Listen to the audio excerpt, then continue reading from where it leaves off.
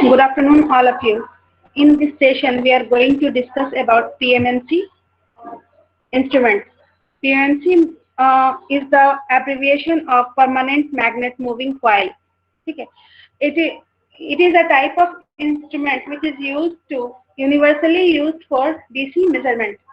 That means it is unable to measurement AC measurement. ठीक है, इसमें AC measurement नहीं कर सकते और इसका जो वर्किंग प्रिंसिपल होता है डियार्सनवेल गैल्वेनोमीटर के समान होता है और इसका जो कंस्ट्रक्शन होता है वो डियार्सनवेल गैल्वेनोमीटर से स्लाइटली डिफर होता है. ठीक है, इसका वर्किंग जो है वो डियार्सनवेल के सिमिलर होता है. दैट मीन्स कि वहां पर हम लोग करंट इनपुट करेंगे और एक करंट की वजह से और कॉइल को जो है मैग्नेटिक फील्ड में रखेंगे.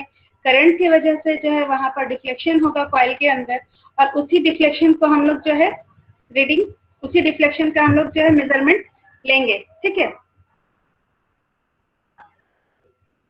और वो डिफ्लेक्शन जो होगा वो करंट के प्रोपोर्शन में होगा. अब नेक्स्ट चीज हम लोग देखते हैं कि पीएमएमसी का कंस्ट्रक्शन कैसा होता है. तो इस पीएमएमसी का कंस्ट्रक्शन हम लोग इस इमेज में देख सकते हैं क्लियरली कि एक परमानेंट मैग्नेट है, एक कोर है, एक coil and farmer.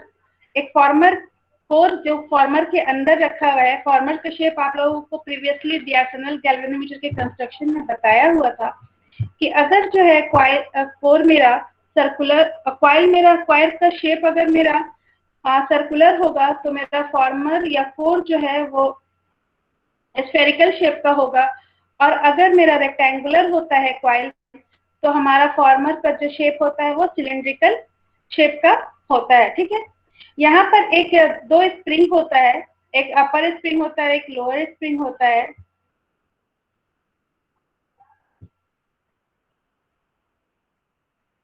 Pivot and जेवल बेयरिंग होता है अपर और लोअर पार्ट में.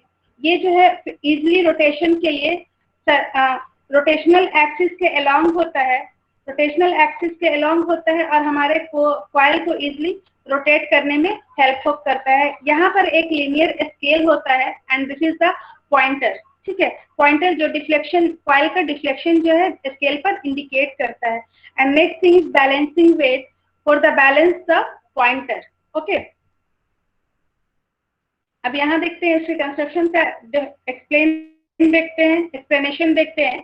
तो यहाँ पर है it consist of permanent powerful magnet with soft iron pole pieces. ठीक है, इसका जो मैग्नेट होता है वो क्या होता है, काफी पावरफुल होता है. इसका जो कोर होता है, आयरन कोर होता है, वो सिलेंड्रिकल होता है. जैसा कि अभी हम बताया कि यहाँ पर जो मेरा कॉइल होगा वो रेक्टेंगुलर शेप का होगा. दैट्स वाई कोर क्या है, वो सिलेंड्रिकल शेप का है. ओके, अब यहाँ पर है कि कोर और कॉइल जो है वो मैग्नेट के टू पोल्स के बीच में रखा जाता है. ठीक है, और वहां पर जो एयर गैप होता है वो काफी नैरो एयर गैप हम लोग रखते हैं. ठीक है, उसके बाद है rectangular coil is bonded of many turns from fine wire of light aluminium और कॉपर. ओके, यहाँ पर क्या है कि जो कॉइल है हमारा वो टर्न्स फाइन वायर के turns, number of turns, multiple number of turns से क्या किया जाता है, उसको कॉइल बनाया जाता है. और वो जो वायर होता है वो लाइट एल्युमिनियम होता है या फिर कॉपर का फॉर्मर हम लोग यूज करते हैं, जो कि एक मूविंग एलिमेंट जो कि रोटेट करता है. कॉइल रोटेट करता है या फिर जो कॉपर का फॉर्मर होता है वो रोटेट करता है. ठीक है, उसके बाद है कि the current is used into an arc of the coil by means of phosphor bronze hair spring provided at both ends. यहाँ पर क्या है कि जो स्प्रिंग हम लोग यूज करते हैं वो फॉस्फर ब्रॉन्ज.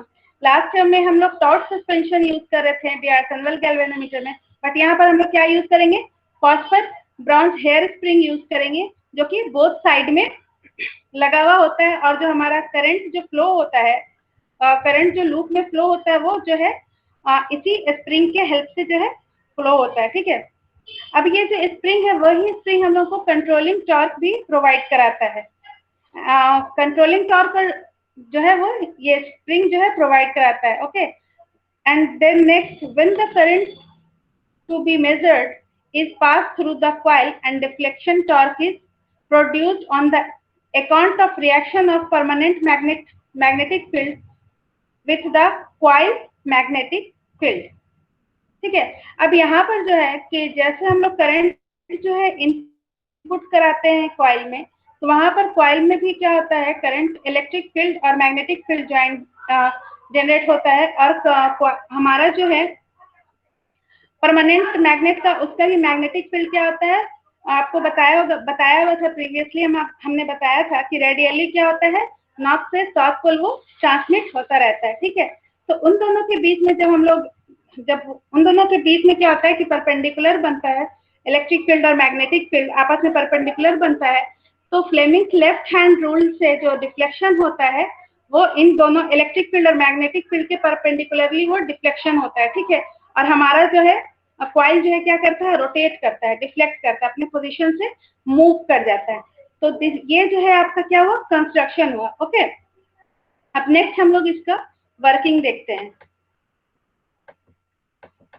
यहाँ पर एक बार और आप लोग देखिएगा, ध्यान से देखिएगा कि ये कॉइल है, दिस इज द कॉइल और फॉर्मर. ठीक है. दिस इज द पॉइंटर, ये हेयर स्प्रिंग है. ये दोनों हेयर स्प्रिंग में हम लोग क्या करते हैं, इनपुट प्रोवाइड करते हैं.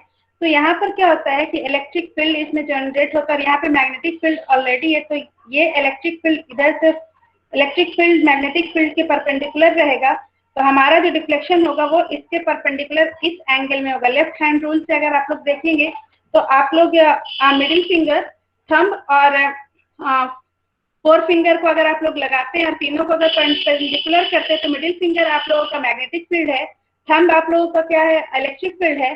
तो उसका जो परपेंडिकुलर आप लोगों का फोर फिंगर जो दिखा रहा है, तो वो आप लोगों का डिफ्लेक्शन को इंडिकेट करेगा. और ये जो डिफ्लेक्शन होगा उसी को पॉइंटर की हेल्प से हम लोग यहाँ पर लीनियर स्केल पर देख सकते हैं. ओके. अब नेक्स्ट यहाँ पर हम लोग वर्किंग देखते हैं.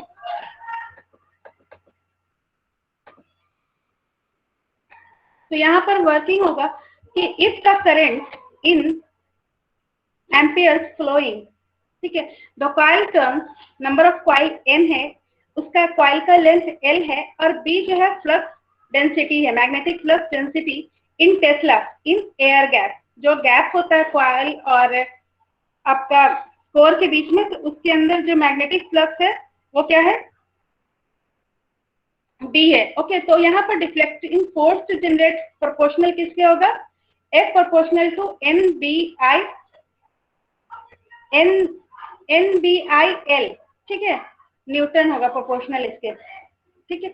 उसके बाद जो R is the mean distance in metre of wire forming the sides of coil from the axis of rotation, then the deflection torque is, ये जो हमारा सिलेंड्रिकल कोर है उसका जो रेडियस, ये इन अदर वर्ड्स हम लोग कह सकते हैं कि दिस इज द रेडियस. ठीक है.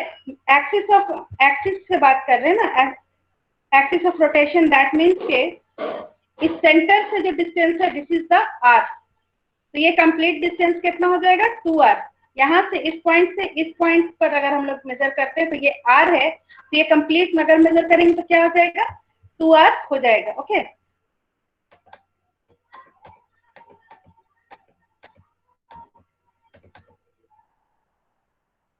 तो यहाँ पर जो डिफ्लेक्शन टॉर्क होगा फोर्स इनटू डिस्टेंस होता है. टॉर्क का जो हमारा फॉर्मूला फोर्स इनटू डिस्टेंस होता है.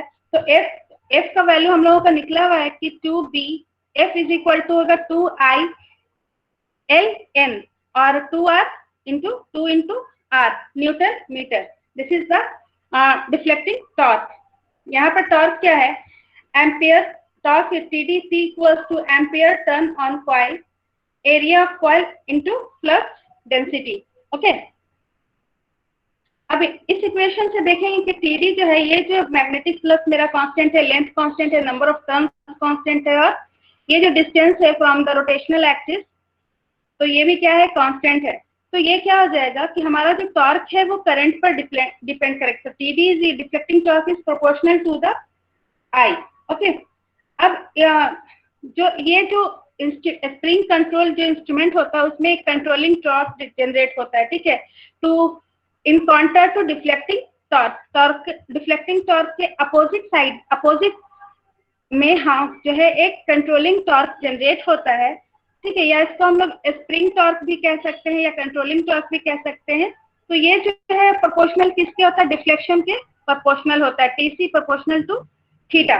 ओके, अब जब स्टेडी स्टेट डिफ्लेक्शन होता है, जैसे ही हमारा जो है कॉइल रोटेट करना शुरू करता है, नीचे जो स्प्रिंग लगा हुआ है हमारा, उस स्प्रिंग के कंट्रोलिंग स्प्रिंग जो लगा हुआ है उसके वजह से क्या होता है कि काउंटर टॉर्क जनरेट होता है, कंट्रोलिंग टॉर्क जनरेट होता है। और जब हमारा जो है पॉइंटर का डिफ्लेक्शन या कॉइल का डिफ्लेक्शन जब रुक जाता है किसी एक पार्टिकुलर पॉइंट पे जाके, पार्टिकुलर वैल्यू पे जाके, तो उस कंडीशन पर कंट्रोलिंग टॉर्क और हमारा डिफ्लेक्शन टॉर्क दोनों आपस में बराबर हो जाता है। उस पोजीशन को हम लोग कहते हैं स्टेडी डिफ्लेक्शन पोजीशन या स्टेडी स्टेट पोजीशन भी कहते हैं। ओके, तो यहाँ पर थीटा जो है हमारा डिफ्लेक्शन जो है वो किसके प्रोपोर्शनल हो जाएगा, करंट के प्रोपोर्शनल हो जाएगा। जितना ज्यादा करंट देंगे उतना ज्यादा हमारा डिफ्लेक्शन होगा। और ये डिफ्लेक्शन, ये प्रोपोर्शनैलिटी ये शो करता है कि ये इंस्ट्रूमेंट किस टाइप का स्केल यूज करता है, यूनिफॉर्म स्केल यूज करता है, ठीक है। उसके बाद नेक्स्ट देखते हैं कि eddy current are induced in aluminium on which coil is born.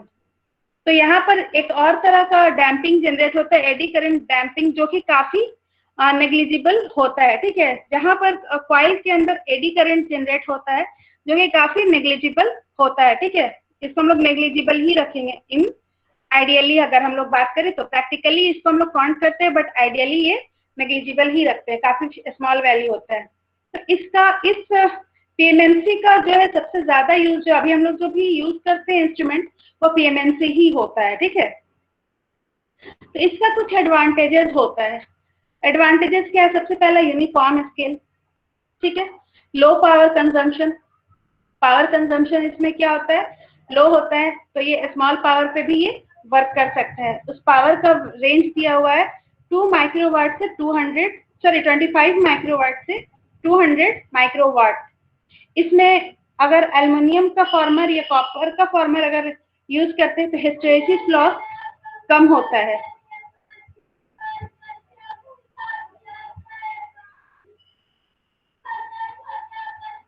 Hysteresis loss क्या होता है, कम होता है। इसमें जो है टॉर्क वेट रेशियो इसका हाई होता है।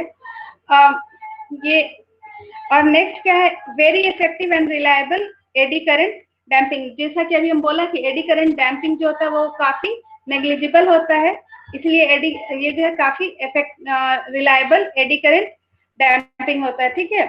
उसके बाद नेक्स्ट देखते हैं, no effect of stray magnetic flux, ठीक है, एज इंस्टेंट ऑफ पोलराइज्ड और unidirectional field is employed. Okay, इसमें स्ट्रे मैग्नेटिक फ्लक्स, स्ट्रे मतलब होता है पैरासिटिक, कोई जो वैसा मैग्नेटिक फ्लक्स जो आपका जो है डैम्पिंग को, जो डिफ्लेक्शन टॉर्क है उसको कंप्लीट ना होने दे, उसको हम स्ट्रे मैग्नेटिक फ्लक्स कहते हैं। तो वैसा कोई मैग्नेटिक फ्लक्स यहाँ पर जनरेट नहीं होता है। ओके, नेक्स्ट है रेंज को, इसका जो रेंज है हम लोग एक्सटेंड कर सकते हैं इस पीएमएमसी इंस्ट्रूमेंट का बाय यूजिंग शंट और मल्टीप्लायर, ठीक है। जब हम लोग एमीटर और वोल्ट मीटर पढ़ेंगे देन वी विल नो कि शंट और मल्टीप्लायर कैसे वर्क करता है। ओके, और ये आप लोग अभी प्रैक्टिकल भी जब कर रहे होंगे, एमीटर और वोल्ट मीटर का प्रैक्टिकल में देखा होगा कि शंट और मल्टीप्लायर कैसे वर्क करता है। अब इसका कुछ डिसएडवांटेज भी है, ठीक है। तो this is the cons of PMMC. तो यहाँ पर क्या है कि सबसे पहले चीज कि ये एसी मेजरमेंट में ये यूज नहीं होता है, ये एसी करंट या एसी वैल्यू को मेजर नहीं कर सकता है, ठीक है। नेक्स्ट है कि friction and temperature might introduce error in the case of other instrument, ठीक है। यहाँ पर क्या है कि फ्रिक्शन और एंड टेम्परेचर, या फिर अदर वर्ड्स में हम लोग कह सकते हैं कि यहाँ पर इन्वायरमेंट का इफेक्ट जो है पड़ता है इस इंस्ट्रूमेंट पर, ठीक है। दूसरे नेक्स्ट है, थर्ड पॉइंट क्या है कि क्योंकि ये काफी डेलिकेट है यहाँ पर जो है मतलब स्प्रिंग वगैरह जो है काफी डेलिकेट यूज करते हैं, तो वो क्या होता है कि हमारा जो इसको बनाना जो है वो काफी एक्सपेंसिव हो जाता है, मतलब as compare to moving iron instrument. ठीक है, मूविंग आयरन इंस्ट्रूमेंट के कंपैरिजन में पीएमएमसी को बनाना थोड़ा टफ होता है। ठीक है, accurate and the necessary accurate machining. ठीक है, इसको बनाना जो है एज कंपेयर टू एमआई का टफ होता है, और इसका मतलब एक्यूरेसी अगर मेंटेन करना है तो वो भी थोड़ा टफ हो जाता है, क्योंकि पीएमएमसी को अगर हम लोग सही से कैलिब्रेट नहीं करेंगे तो ये प्रॉपरली वर्क नहीं करता है। ठीक है, नेक्स्ट है the using of control spring of permanent magnet might cause error which can be considerably unabated by careful of choice of material। ठीक है, मटेरियल के चॉइस पर यहाँ पर जो है परमानेंट मैग्नेट की वजह से या फिर कंट्रोल स्प्रिंग जो हम लोग यूज करते हैं, अगर वहां पर हम लोग मटेरियल का चॉइस जो है ड्यूरिंग मैन्युफैक्चरिंग अगर हम लोग सही से नहीं करेंगे प्रिपरेशन के वक्त में, तो हमारा जो है एरर इसमें बढ़ सकता है। ठीक है, इसका एरर जो है वो काफी ज्यादा आ सकता है। नेक्स्ट है आपका, नेक्स्ट टॉपिक हम लोग देखेंगे टॉर्क इक्वेशन। तो मूविंग कॉइल का टॉर्क पर पीएमएमसी का जो है टॉर्क इक्वेशन क्या होता है, तो यहाँ पर जो है TD is the deflection torque. यहाँ पर जो इसका वर्किंग प्रिंसिपल होता है वो इलेक्ट्रोमैग्नेटिक लॉ से वर्क करता है। तो TD is the deflecting torque here, तो TD equals to N B I dt। ठीक है, n is the number of turns, b is the magnetic flux, I is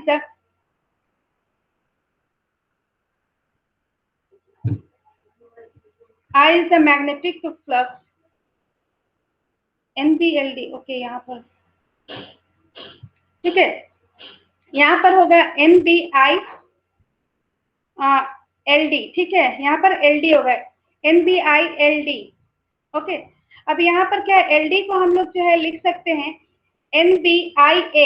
LD is the effective area of core और coil of the PMMC। यहाँ पर TD क्या है, TD equals to, उसके बाद further हम लोग लिख सकते हैं TD equals to GI, ये where G is the displacement constant which is equal to NBA। ठीक है, NBA and TD is the deflecting torque, B is the flux, A is the effective area of coil, okay, N is the number of turns, I is the current, L and D is the vertical and horizontal length of coil in meter। उसके बाद क्या है, next हम लोग देखेंगे the spring control provides a controlling torque is proportional to angular deflection of pointer। तो TC equals to K theta। यहाँ पे TC क्या है, कंट्रोलिंग टॉर्क है, K is the spring constant, theta is the angular deflection। अब यहाँ पर further है कि फाइनल स्टेडी स्टेट डिफ्लेक्शन पर हम लोग TC equals to TD होता है। Okay, final steady state position पर, तो उसी को फर्दर हम लोग लिखते हैं TC equals to TD steady state position पर TC equals to TD, जो कि जिसका वैल्यू होता है TC equals to GI and TD is equal to K theta। After calculation we get theta equals to G by K into I and I equals to K by G theta ampere, and this is the current which is following in coil of the PMMC। This is the value of current which is following in the coil of PMMC, and here we can see that I is directly proportional to theta because K spring constant and G displacement constant is constant value, तो I is directly proportional to theta। तो यहाँ पर जो है ये जो instrument होता है वो लीनियर स्केल पे वर्क करता है। This is all for today session, thank you.